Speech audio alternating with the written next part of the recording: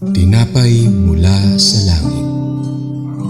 A daily morning devotion with CRC Family.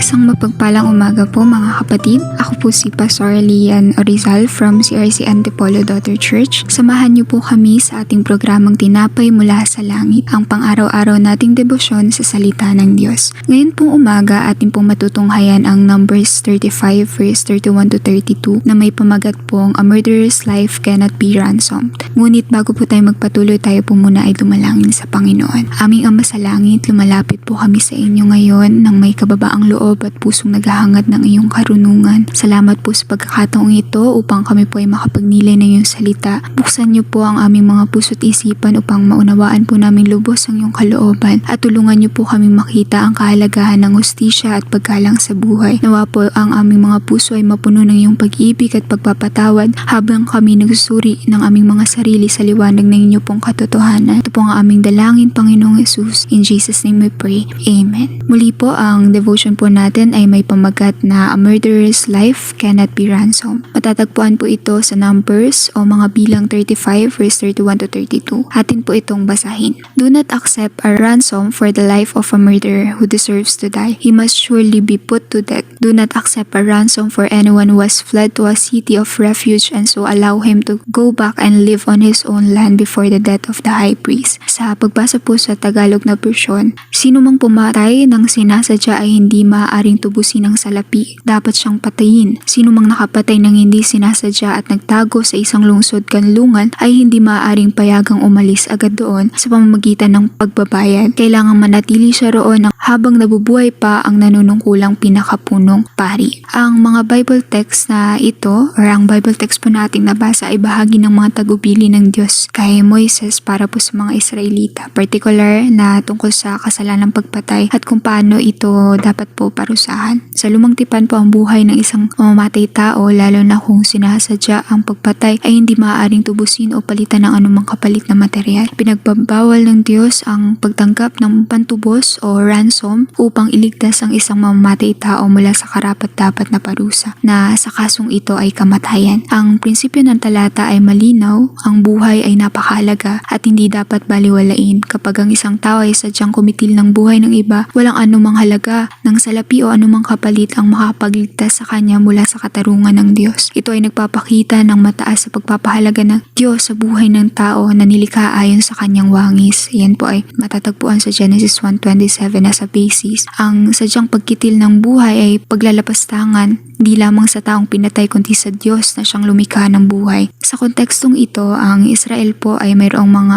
lungsod ng kanlungan na kung saan ang mga aksidenteng nakapatay ng tao ay maaring tumakas upang makaiwas sa paghihiganti ng pamilya ng biktima. Ang mga lungsod na ito ay nagbibigay ng proteksyon sa mga taong hindi sinadyang pumatay hanggang sa magkaroon ng tamang paglilitis. Ngunit para sa mga sadyang mamamatay tao, walang kanlungan o pagkatakas mula sa katarungan. Sa sinaunang panahon, ang ilang mga krimen ay maaaring patawarin o tubusin ng salapi o mga material na bagay. Gayunpaman, para sa kasalanang pagpatay ang Diyos ay malinaw na walang anumang material na pantubos ang makapagbayad para sa buhay ng isang mamamatay tao. Ang pagpatay ay isang kasalanan na hindi maaaring pagtakpan o bilhin ng kahit ano o kahit kaano kalaking halaga. Ipinapakita nito ang matinding bigat ng kasalanang ito sa mata ng Diyos. Ang batas na ito ay naglalayong ipakita sa mga Israelita na ang katarungan ng Diyos ay dapat sunduin ng buong katapatan, walang puwang para sa katiwalian o pagbili ng kaligtasan mula sa hustisya. Ang Diyos ay isang makatarungan na hukom at ang kanyang mga kautusan ay para sa kapakanan ng lahat. As supporting verses po dito, ayon po sa Genesis 9:6, sino mang pumatay ng kanyang kapwa, buhay ang kabayaran sa kanyang ginawa sapagkat sa larawan ng Diyos ang tao'y nilikha. Sa verse po na ito po'y nagbibigay ng pundasyon natin sa paggalang ng buhay ng tao. Tayo ay nilikha ayon sa imahe ng Diyos, kaya ang sino mang pumapatay ay lumalabag sa kabalalan ng buhay na ito na nilikha po ng ating Panginoon. Ang pagkitil ng buhay nangangailangan ng karampatang hustisya dahil ito ay laban sa disenyo at kalooban ng Panginoon. Isa pa po sa Exodus 21 verse 12 to 14, sino mang manakit at makapatay magpapatay sa kanyang kapwa ay dapat ring patayin. Ngunit kung hindi sinasadya o binalak ang pagpatay at ito'y hinayaang mangyari ng Diyos, ang nakapatay ay maaaring magtago sa lugar na itnakda o itatakda ko sa ganitong pangyayari. Ngunit kung ang pagpatay ay sinasadya, darakpin ang pumatay at papatayin kahit magtago pa siya sa aking altar. Sa ilalim ng batas ng Diyos po, ang sinumang magkasala ng pagpatay na sinasadya ay dapat parusahan ng kamatayan. Ito ay nagsisilbing babala at pagkikayal sa mga tao na magkaroon ng paggalang sa buhay at iwasan ng karahasan. Sa mga taga Roma 6:23, sapagkat kamatayan ang kabayaran ng kasalanan, ngunit ang libreng kaloob ng Diyos ay buhay na walang hanggan sa pamamagitan ni Kristo Jesus na ating Panginoon. Pinapakita rin po ng verse na ito na ang kasalanan kabilang ang pagpatay ay may kalakip na kamatayan bilang parusa. Gayunpaman, sa kabila ng bigat ng kasalanan may pag-asa ng kapatawaran at kaligtasan sa atin pong Panginoon. Pinapaalala nito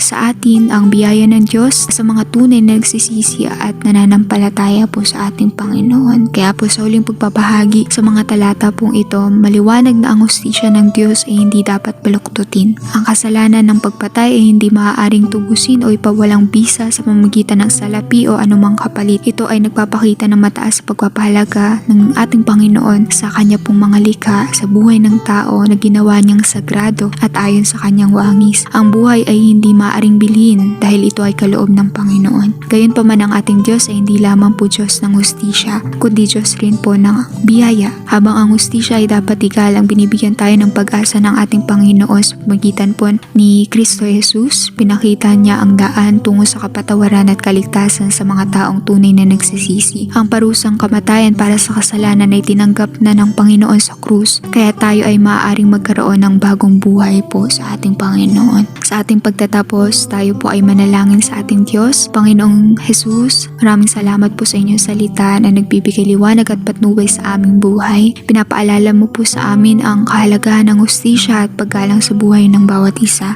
Naway patuloy mo po kami turuan na mamuhay ng may kabanalan at takot po sa inyo. Tulungan mo po kaming maging maingat sa aming mga gawa at magpakita ng pag-ibig sa aming kapwa. Patawarin mo po kami sa aming mga pagkukulang at bigyan mo po kami ng lakas upang magpatuloy na sundin ang iyong kalooban. Naway magiliwanag po kami sa mundong ito, Panginoon, upang ipakita ang iyong hustisya at biyaya. Ito po ang aming samot dalangin sa pangalan mo aming Panginoong Jesucristo. Amen and amen. Ngayon po, maraming salamat sa inyo pong pagsama sa ating devotion. Palagi po natin pagnilayan ang salita ng Diyos upang lubos po ang ating maging kaunawaan sa kanyang salita. Muli niyo po kaming samahan bukas sa pagninilay ng kanyang salita dito po sa programang Tinapay Mula sa Langit. Malayan niyo pong i-share ang video na ito upang kayo rin po ay maging pagpapala sa iba. Palain po tayo ng Diyos. Mapagpalang umaga po.